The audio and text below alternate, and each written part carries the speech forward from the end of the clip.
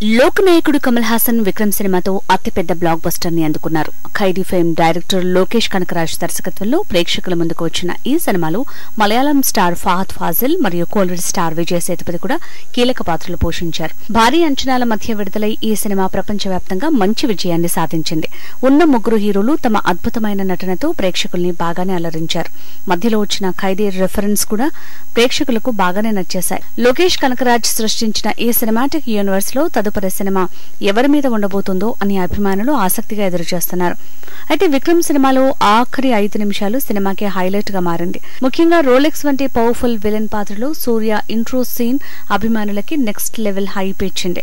సూర్య introduction అప్పుడు థియేటర్లో దద్దరిల్లిపోయాయని కమల్ హాసన్ స్వయంగా ఒప్పుకున్నారు.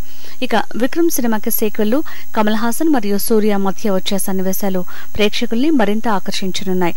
కేవలం విలన్ పాత్రలో సూర్య కనిపిస్తేనే థియేటర్లో దద్దరిల్లిపోతే ఇక నిజంగానే లోకేష్ కనకరాజ్ దర్శకత్వంలో సూర్య రోలెక్స్ పాత్రలో ఫుల్ లెంత్ సినిమా తీస్తే అది కూడా బ్లాక్ బస్టర్ గా నిలుస్తుందని చెప్పొచ్చు.